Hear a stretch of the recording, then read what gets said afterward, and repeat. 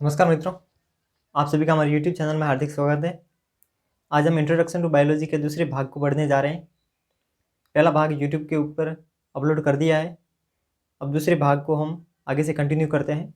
तो चलिए शुरू करते हैं आज की क्लास। कल हमने पढ़ा था बायोलॉजी की ब्रांचेज यानी कि जीव विज्ञान की शाखाएँ, और उसमें पढ़ा था जीव विज्ञान की 2 शाखाएँ होती है। और जीव विज्ञान की वे 2 शाखाएँ हैं जिसमें पहली शाखा जिसका नाम है जूलॉजी और दूसरी शाखा है उसका नाम है बॉटनी। ये हमने यहाँ तक पढ़ा था। जूलॉजी को हम हिंदी में कहते हैं जंतु विज्ञान, बॉटनी को हम हिंदी में कहते हैं वनस्पति विज्ञान,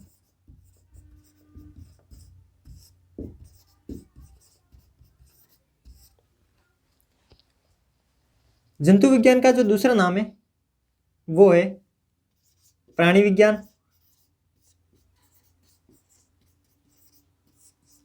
और वनस्पति विज्ञान को हम हिंदी में इसका जो दूसरा नाम है वो है पादप विज्ञान।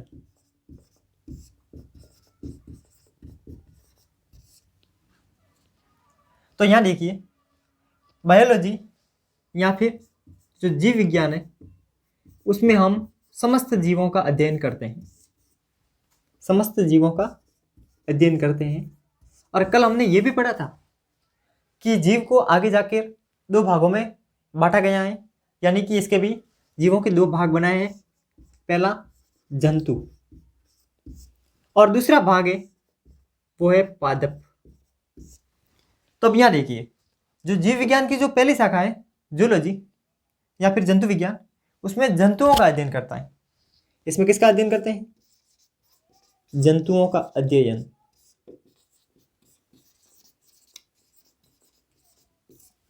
और जो बॉटनी है या फिर पादप विज्ञान है उसमें हम पादपों का अध्ययन करते हैं।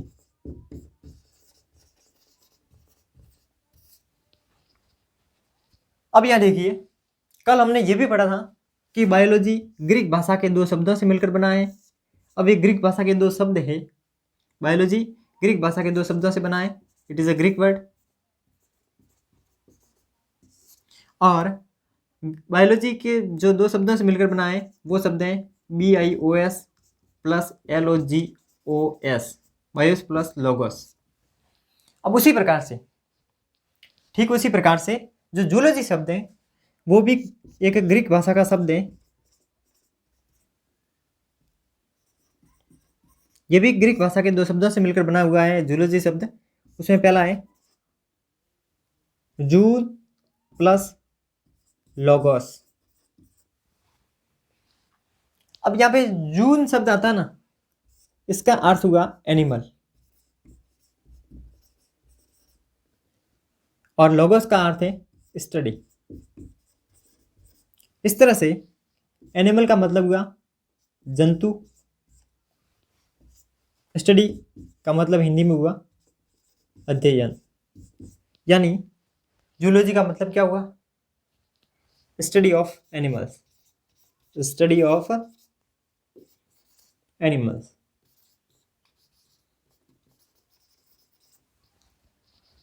और जो बॉटनी शब्द है वो भी ग्रीक भाषा का शब्द है। It is also Greek word, it is also Greek word. और जो बॉटनी शब्द बना है वो ग्रीक भाषा के बॉटेन शब्द से मिलकर बना है, ग्रीक भाषा के बॉटेन शब्द से मिलकर बना है। और इस बॉटेन शब्द का जो अर्थ हुआ वो है हर्ब्स या फिर वीड्स। हर्ब्स का एक तरह से मतलब हुआ शाख या फिर छोटे छोटे पौधे, छोटी छोटी वनस्पति। और जो वीड्स का मतलब हुआ जंगली पौधे। तो सबसे पहले जो ये बॉटनी शब्द बना था या फिर बॉटनी शब्द बनाने का जो उद्देश्य था वो था जंगली पौधों का अध्ययन करने का। लेकिन धीरे धीरे जैसे जैसे बॉटनी का विकास हुआ उसमें अन्य पादपों को भी हमने पढ़ना शुरू कर दिया। और आज जो बॉटनी शब्द है उसका मतलब हुआ स्टडी ऑफ प्लांट्स, यानी कि पेड़ पौधों का अध्ययन।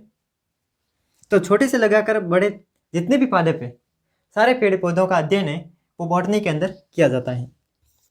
तो बॉटनी का मीनिंग क्या है? Study of plants. नेक्स्ट देखिए, जो बायोलॉजी शब्द है वो दिया था लेमार्क और ट्रेविरनस ने। ये कल मैंने आपको पढ़ा दिया था। फिर अब आपको ये पढ़ना है कि बायोलॉजी के जनक या फिर who is father of biology. तो फादर ऑफ बायोलॉजी वो कौन है? फादर ऑफ बायोलॉजी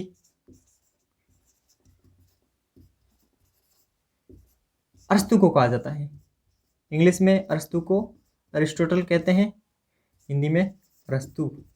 ऐसे अब उसी प्रकार से जो जूलॉजी है, जूलॉजी के फादर है, फादर ऑफ जूलॉजी इज अरस्तु या अरिस्टोटल। अरस्तु।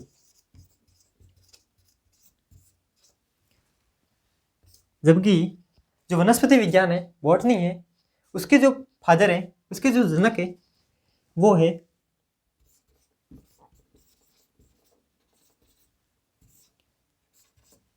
थियोफ्रेटस। थियोफ्रेटस।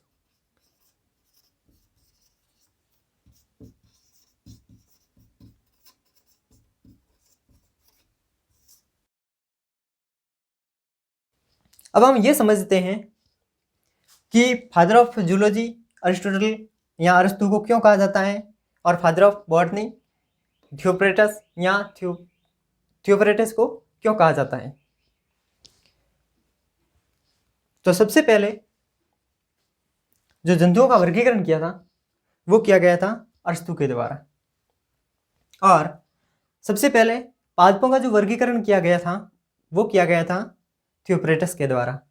इसलिए अरस्तु को जंतु विज्ञान का जनक कहा जाता है और थियोफ्रेटस को पादप विज्ञान या फिर बॉटनी का जनक कहा जाता है।